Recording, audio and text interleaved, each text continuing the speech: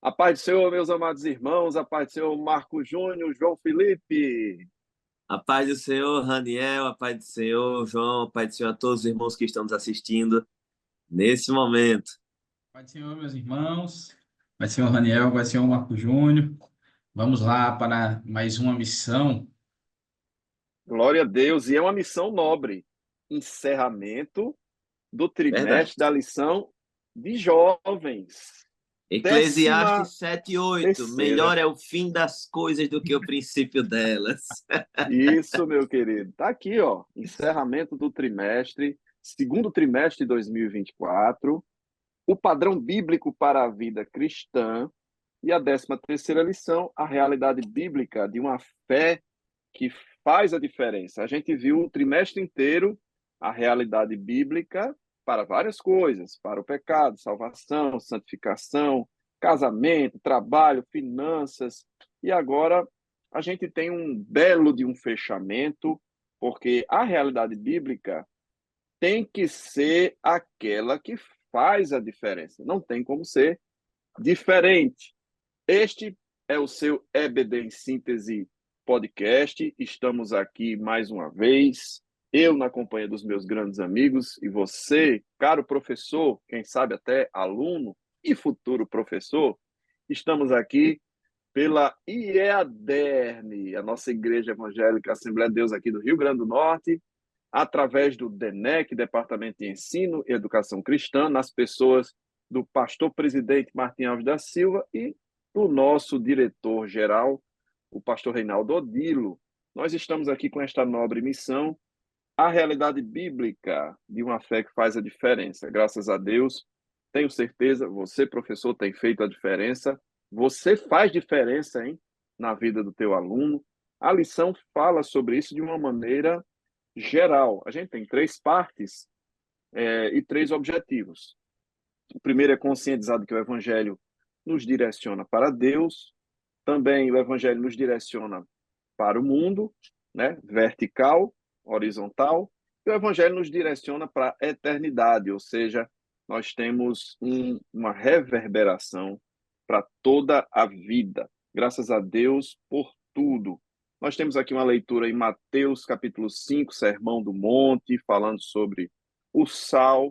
Querido, se a gente fosse falar aqui só do sal, era um trimestre inteiro, né? Eu estive um tempo desse estudando sobre o sal, as suas propriedades, os tipos de sal, são muitos. E a palavra de Deus, na pessoa de Jesus Cristo, nos compara com o sal. Sal este que dá sabor, sal que conserva, sal que diferencia, sal que tira a frieza. Sabia dessa, Marquinhos? Nos países frios, o sal é jogado para derreter o gelo. Então, o sal também tira a frieza. Mas a gente tem que se lembrar que, além do sal, nós somos a luz do mundo. Nós iluminamos, nós fazemos a diferença. E a lição 13 fala sobre isso. Né? Na primeira parte, o evangelho que nos direciona para Deus, através da fé. A lição tem essa vertente. Fé, importante que você, professor, faça o link da fé com o efeito na vida do jovem, né? Através da fé direcionada a Deus, na primeira parte da lição. Não é isso, meus queridos? Direcionar a fé, temos paz com Deus e temos uma boa notícia.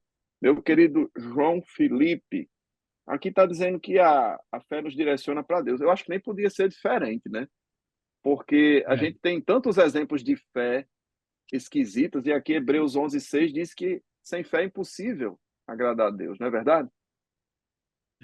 E dentro do capítulo 11 também de Hebreus, a gente vai ver vários exemplos, vários nomes de pessoas que estão lá como os heróis da fé, na galeria dos heróis da fé, né?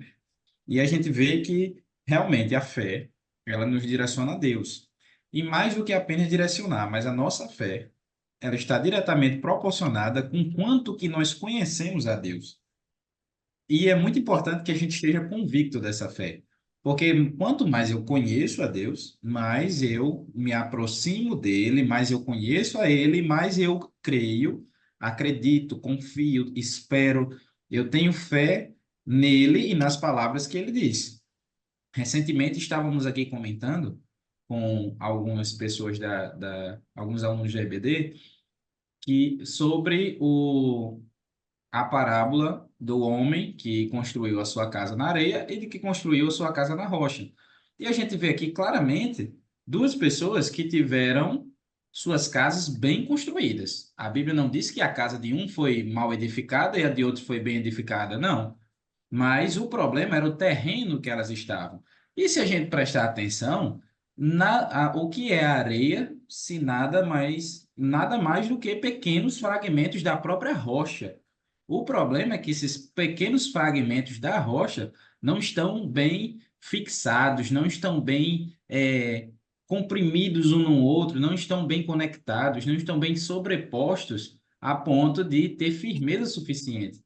Então, às vezes, é o que acontece muito quando nossa fé está afastada ainda daquilo que era, do que é o ideal para com Deus. Que às vezes a gente se apega a coisas separadas, mas aquilo não é suficiente para edificar a nossa fé. A gente até se apega a fragmentos da verdade, mas não consegue fazer com que aquilo dali se solidifique, fazendo com que a gente tenha uma base na palavra de Deus, por termos fé que essa palavra ela é verdadeira. Mas a partir do momento, como os geólogos aí que me corrijam, mas pelo que eu lembro de geografia, a areia, os sedimentos vão se depositando, aí se formando as rochas sedimentares, e quando essa rocha sedimentar começa a se juntar ali e atinge o leito rochoso, aí sim você consegue ter uma firmeza maior naquela rocha.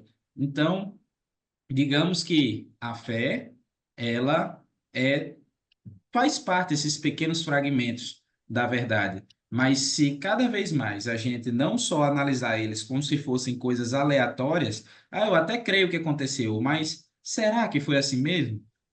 E quando eu começo a pegar esses pequenos fragmentos e começo a permitir que eles vão se encaixando, o Espírito de Deus vai me ajudando ali, vai modelando minha fé, e é uma coisa que vamos falar hoje nessa lição também, lá na frente, é que a partir do momento que eu sou confrontado, aí é aí que eu consigo provar que realmente estou convicto daquilo que eu creio. Então, até essas adversidades vão fazendo com que isso seja cada vez mais edificado, e aí sim eu tenho uma fé firme na palavra de Deus. Muito bem. Você falou aí do movimento de rochas sedimentares. Eu também sei que existe o movimento dos ventos para descascar, descamar a rocha. Você tem um movimento contrário também. Você tem outros tipos de formação de rocha, mas o importante, professor, é você saber da base, da firmeza da fé em que está montada, construída a sua vida. E o aluno, como jovem, ele tem sempre influências que seriam esses ventos. A Bíblia usa a linguagem de ventos de doutrina. São aqueles que arrancam os pedaços da rocha, né, e vão fragilizando a fé. E aqui fala, inclusive, da fé que eu chamaria, não está escrito assim na lição, mas uma fé sincrética. É uma fé misturada, é uma fé frágil e uma fé com ideologias perigosas, que até se confundem com mágica. A lição usa a palavra mágica. Existe a fé genuína, que é firmada em Cristo, e existe aqueles ventos de doutrina, aqueles modismos, aquelas coisas que tiram a atenção do cristão de Cristo, né, Marco Júnior? Então você tem essas fragilidades. E aí a segunda parte, né, desse primeiro trecho da lição fala da paz com Deus. Essa fé é o caminho, é o veículo, né, através de Cristo, que me religa com Deus, que me dá paz com Deus. E aí existe a paz de Deus, existe a paz com Deus. Porque eu posso, né, como Cristo dizia, olha, quando vocês forem para as aldeias, saúdem com a paz. Se aquela casa não for de paz, a paz volte para vocês. Seria a paz de Deus. Eu estou lhe dando a paz de Deus, você não quer, tudo bem. Mas existe aqui a paz com Deus. E aí está falando de um processo de restauração, regeneração, né, Marco Júnior? É verdade. Se a gente analisar de plano o conceito de fé, ele não existe. Não existe um conceito de fé. Você pode ler na Bíblia, Marcos, mas lá em Hebreus 11 diz que a fé é o firme fundamento das coisas que se esperam e a prova das coisas que se não veem. Tá, mas isso não é o conceito. Isso são reações causadas pela existência da fé. Você reage à fé que você tem. Então, é importante você frisar que a fé não aponta para um conceito.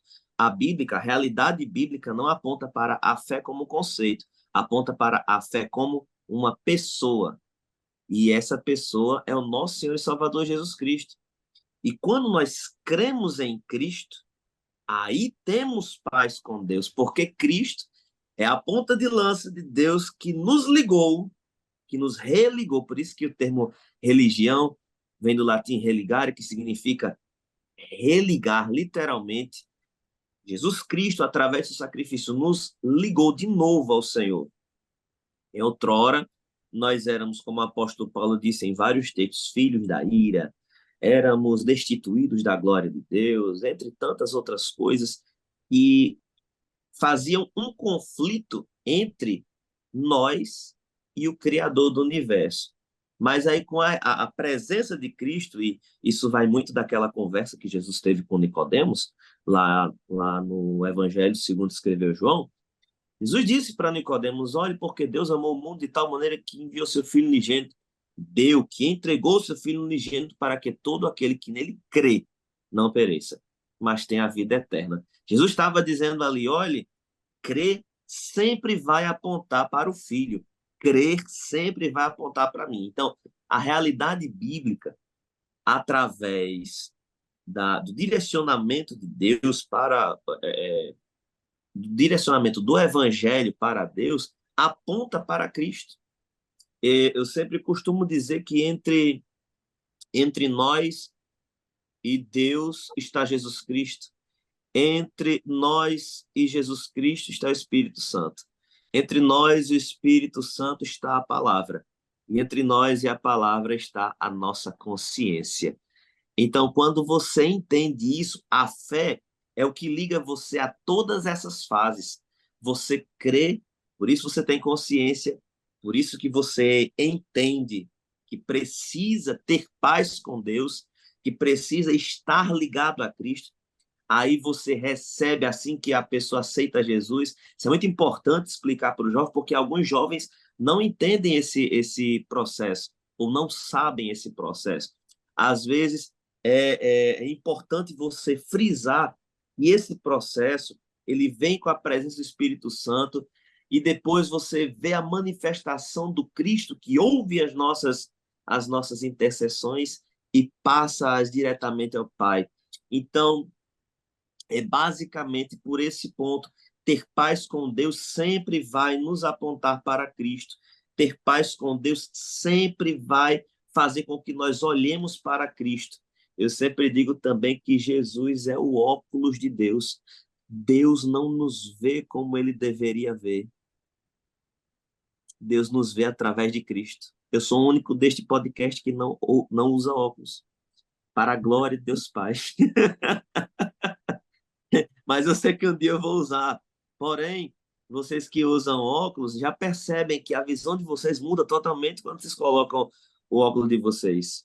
É uma ajuda, um auxílio para que você veja com mais clareza, uma maneira melhor de ver. Então, Jesus é quem dá auxílio, vamos dizer assim. Vamos usar essa palavra. É quem dá auxílio a Deus para que ele nos veja, não conforme apenas sua reta justiça, mas com olhos de amor, de carinho, de cuidado. Deus nos olha através de Cristo assim. Por isso que temos paz com Deus, por causa do nosso Senhor e Salvador Jesus Cristo. Isso é muito, muito, muito maravilhoso. E é o que aponta para a boa notícia, não é, Raniel? Para a boa nova, para as Sim, boas novas. muito bem. As boas notícias, que são exatamente isso que Marcos está falando, o ministério da reconciliação, 2 Coríntios 5:18, e tudo isso provém de Deus que nos reconciliou por, consigo mesmo por Jesus Cristo e nos deu o ministério da reconciliação. 2 Coríntios 5:18 resume isso que Marcos está dizendo, que é a reconciliação com Deus através de Cristo, e isso é um ministério que é reconciliar as pessoas. Uma vez reconciliados, a gente passa a notícia para os próximos. Isso é evangelizar.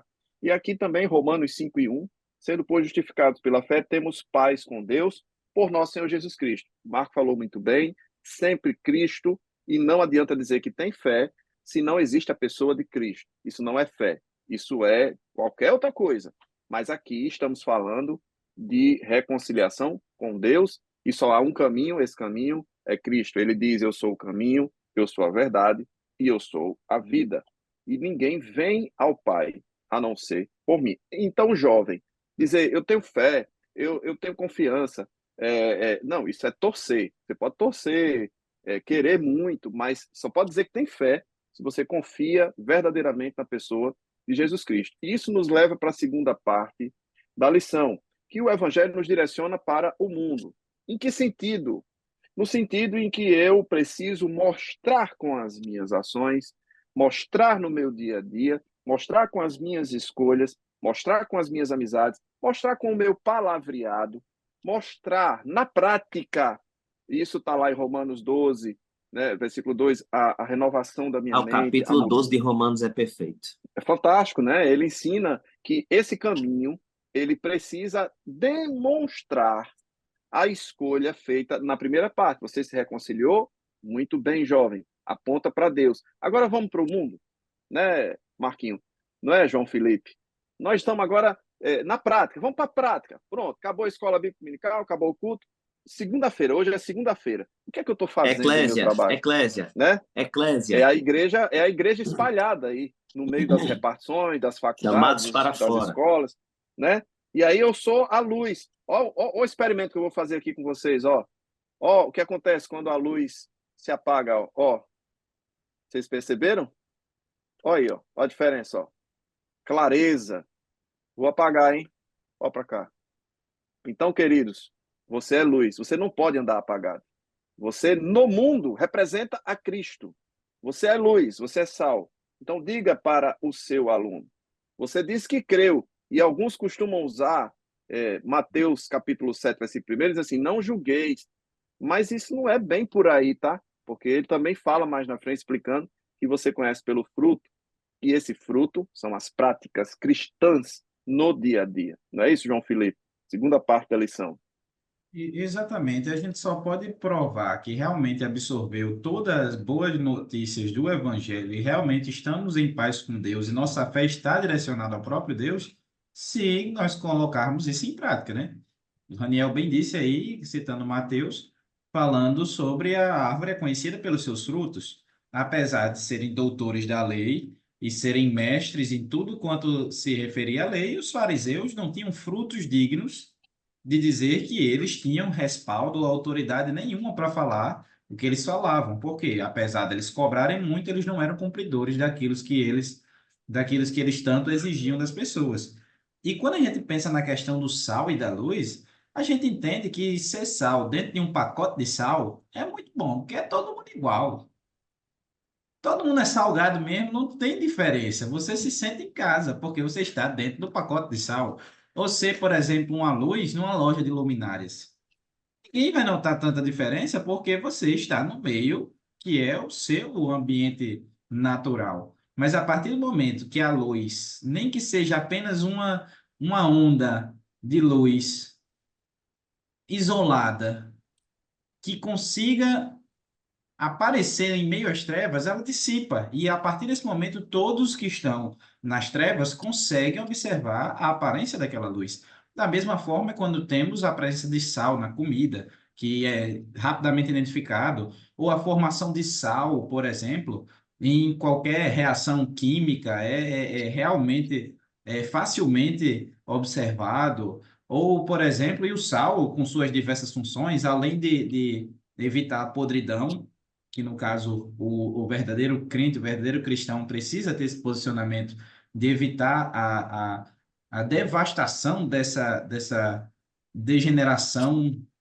exacerbada que tem aí pelo mundo. Também, como nosso irmão Raniel falou no início, até para questões mais específicas, como, por exemplo, tem relatos em Jerusalém, apesar da gente não lembrar disso, Mas Jerusalém é um canto que de vez em quando neva pela sua altitude.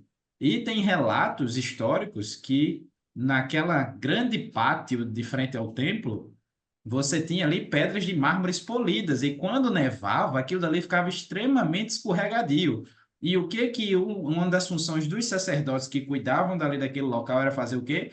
Pegar o sal da salmoura, que era um sal que não poderia ser usado para outras coisas, porque o sal, ele não fica insípido, porque ele perde suas propriedades. Porque ele não perde. O sal é uma das poucas substâncias que ele não vai perder suas propriedades. Porém, ele estava impuro para ser usado porque isso tinha servido para outros fins. E esse sal era jogado para derreter o gelo, como até hoje a gente vê em países que nevam, é utilizado para derreter o gelo. Então, até para combate da frieza generalizada e que se acumula em montes, o sal é importante. Então, veja como a presença do sal em meio a um mundo de um mundo insosso, podre e frio faz total diferença. Muito bem. A gente tem aqui na segunda parte, queridos, o Sal e Luz, depois ele fala das relações familiares. Eu não vou nem entrar aqui no mérito das escolhas enquanto solteiros, e tem sido um problema. Jovens que dizem ser crentes, isso com certeza é um problema que você deve conhecer de perto, caro professor, que falam que creem em Cristo, que seguem os seus ensinamentos, mas continuam levando a mesma vida que levavam no mundo. Isso é, sim, um problema. Ela ainda fala também questões ligadas ao meio ambiente, enfim. Eu diria que o comportamento, de uma forma em geral, precisa espelhar uma escolha e uma reconciliação verdadeira com Deus. Infelizmente, a gente tem visto muitos maus exemplos por parte de muitos crentes e também de muitos jovens. Infelizmente, esses maus exemplos são levados para dentro do ambiente familiar quando você escolhe casar, quando você quer levar uma vida a dois com fidelidade, tudo. Se você não tem a sua certeza de verdadeiramente de cumprir aquilo que Cristo ensinou, você vai levar um problema sério para dentro do casamento, e muitos casamentos têm sido destruídos por falta de vigilância, por falta de exemplo, e eu diria até, Marcos e João, que percentualmente casamentos cristãos têm acabado igualzinho ao mundo, igualzinho. Percentualmente, é como se nem existisse evangelho na vida das famílias. Se 50% dos casais se separam no meio cristão, infelizmente está do mesmo jeito. O que é que está acontecendo? É porque nós não estamos sendo verdadeiramente sal e luz na nossa vida de solteiro, na nossa vida de casado, na nossa vida no ambiente profissional, aquelas piadinhas sujas, aquelas conversas que não acrescentam nada, aquelas posturas, né, de não sermos corretos nos contratos, de não sermos fiéis na nossa palavra. Isso é prática cristã.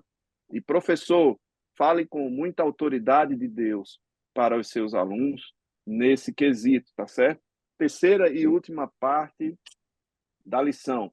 Essa escolha de fé, de prática, nos aponta para a eternidade. Nós não podemos pensar na nossa vida só com o que vivemos aqui. Tá citado aqui Eclesiastes 3:11. Deus fez tudo formoso no seu tempo, também pôs a eternidade no coração do ser humano. Mesmo pessoas que não são evangélicas cristãs, elas sempre se questionam, né, Marco Júnior? Deus existe? O que acontece depois que eu morro? Então, assim, isso aponta para a eternidade, né, Marquinho?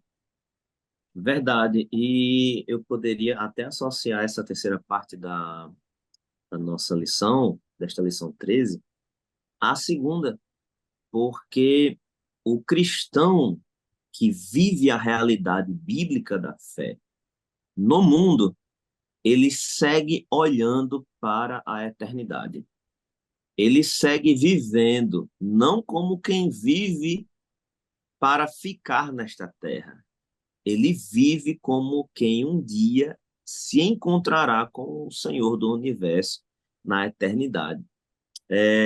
Muitas vezes a gente olha para a nossa estrutura, para nosso ser, para quem nós somos, E é um problema muito grande nos jovens de hoje em dia. João pode falar isso, que tem contato com jovens, nosso irmão Raniel também, e eu também, que participo da liderança da juventude, tanto aqui em Natal como no estado. A gente se depara com jovens que estão vivendo uma vida de interrogações dentro da igreja.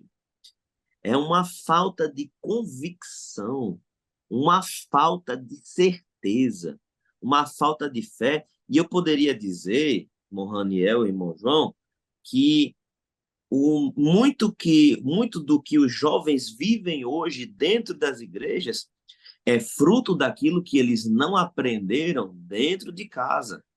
Porque a realidade bíblica da fé não adentrou nas portas da sua casa. Lógico que nós temos casos de jovens que são cristãos, apenas eles são cristãos dentro da sua família, mas eu falo eminentemente para os casos de jovens que já vêm de uma família cristã, que já têm um embasamento bíblico e hoje estão vivendo a ver navios dentro da própria igreja.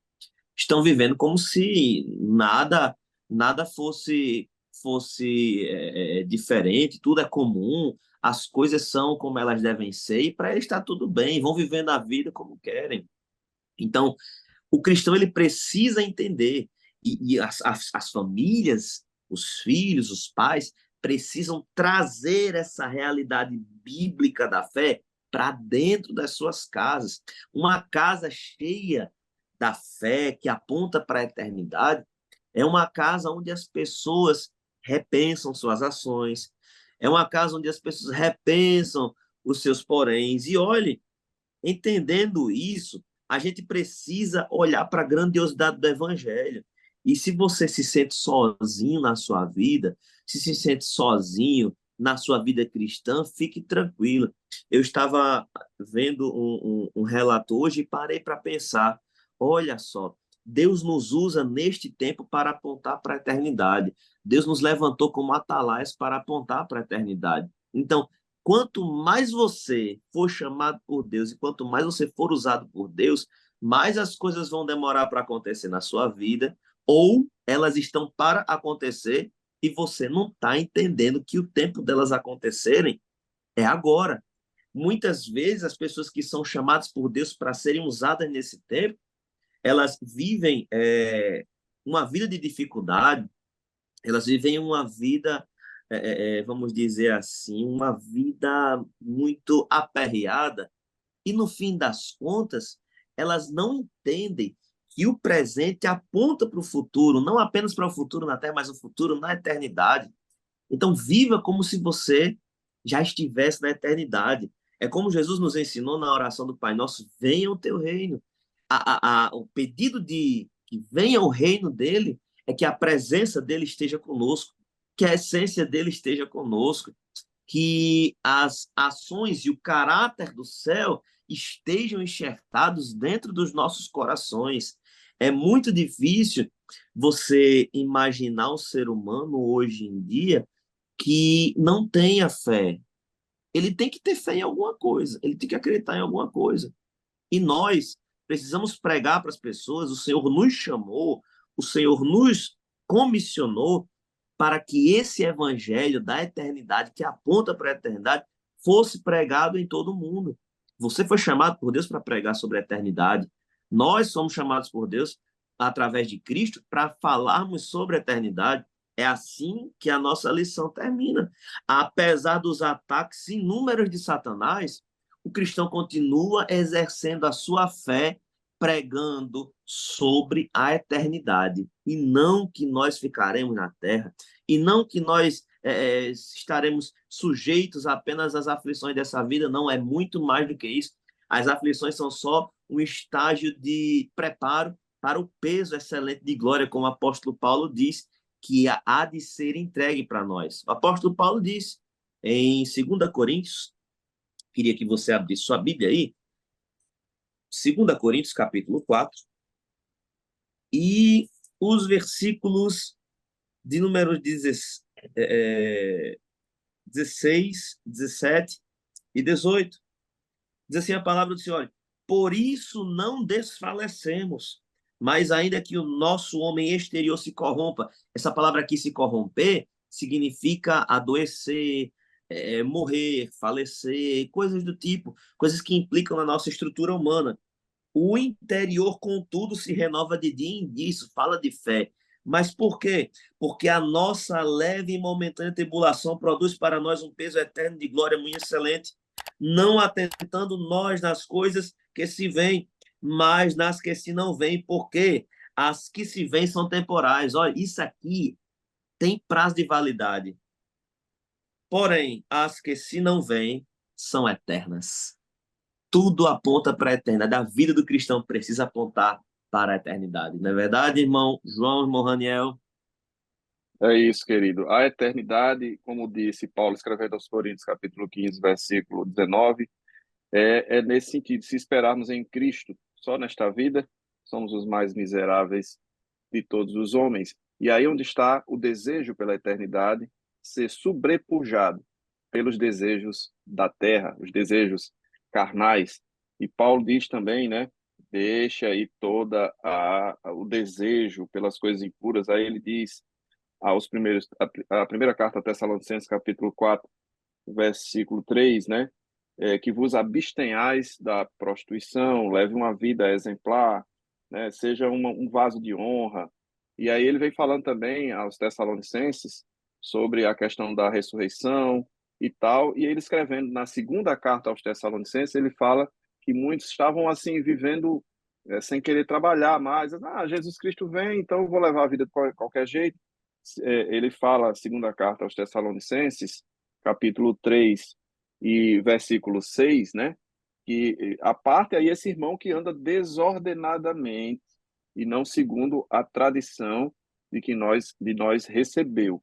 Então, pessoas estavam assim, Jesus vai vir. Então, cuidado quando a gente fala assim em relação a ter o coração na eternidade, é no sentido de dizer o seguinte, Cristo vem, ele vem buscar um povo seu zeloso, né? Especial, de boas obras. Eu preciso estar ok para subir e não o contrário. Jesus Cristo vem a qualquer momento, para que eu vou fazer faculdade? Para que eu vou estudar? Para que eu vou me dedicar? Para que eu vou cuidar bem da minha casa? Não preciso nem passar pano na casa hoje, Marcos Júnior. Hein, João? Não precisa nem passar pano, Jesus está vindo aí, deixa de qualquer jeito. E isso não é a vida exemplar que nós devemos levar, nem na nossa vida pessoal, nem na nossa vida profissional, né? O desejo pela eternidade deve causar o efeito contrário. Eu tenho que ser exemplar, eu tenho que ser o melhor possível, eu tenho que fazer as melhores escolhas, eu tenho que ser o mais limpo, arejado, organizado possível, porque eu estou aguardando em Cristo e ele pode vir a qualquer momento. Esse sim é o desejo correto pela Um eternidade, sábio, né, João? um sábio, Exatamente. só um minuto, João, só para complementar o que o Raniel disse, um sábio pastor disse: viva como se Jesus fosse voltar agora e faça planos como se ele fosse voltar daqui a 1000 anos. Isso. Bye, pastor Martim. Pode falar, João. E Um sábio pastor. É, também, também temos a frase de outro sábio pastor que diz que a fé também não dispensa a prudência. Não é porque você acredita que Jesus irá voltar que você não vai fazer seu pé de meia aqui na terra, porque enquanto você não estiver aqui, meu amigo, você não sabe quando é. Mas também entendam que é muito importante que o reino seja priorizado. Obviamente que ninguém é a favor que você deixe os seus afazeres diários, não deixe a sua faculdade, ou muito menos entregue esse ambiente que é a faculdade, a universidade, para a sua própria, o seu bel prazer, porque uma das funções dos crentes ali dentro é exatamente ser sal da terra e luz no mundo, crentes convictos, isso é importante, mas lembrem-se que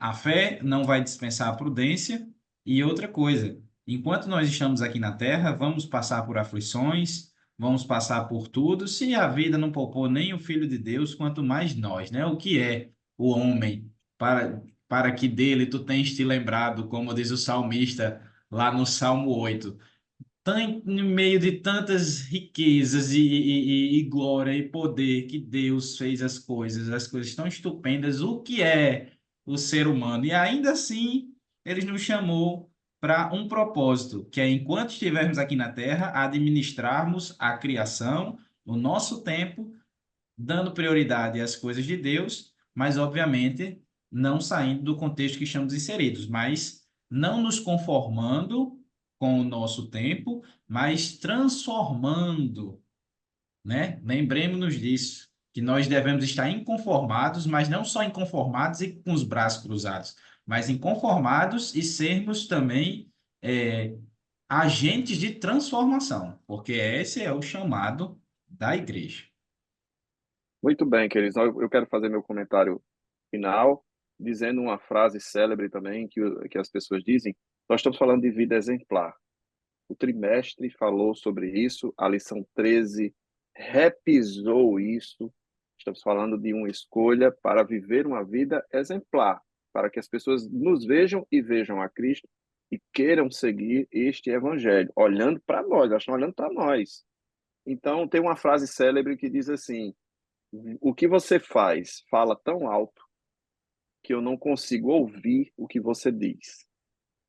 Vou dizer de novo: o que você faz fala tão alto que eu não consigo ouvir o que você diz. Então, não adianta discurso bonito, não adiantam boas e belas palavras, se o que você faz, jovem professor, é um exemplo contrário, ruim. Precisamos ser exemplares na nossa conduta diária, e isso precisa se mostrar nas nossas ações, ainda que calados, né? E uma outra frase célebre diz assim: pregue, se possível, fale. Billy Graham. Billy Graham significa dizer que falar é apenas uma forma de pregar, mas a principal, a mais contundente é a vida que você leva. Então, assim eu me despeço, uma honra concluir esse trimestre e desejo que Deus abençoe a tua vida, a tua aula, teu ministério e também um grande abraço aqui, Marco Júnior. João, obrigado por estarmos juntos aqui Amém. mais uma vez, mais um desafio vencido. Estarmos aqui disponíveis para o reino de Deus é para mim uma honra e uma grande bênção. Deus abençoe, a paz do Senhor. Amém. A paz do Mas, Senhor, Deus Senhor, abençoe a todos.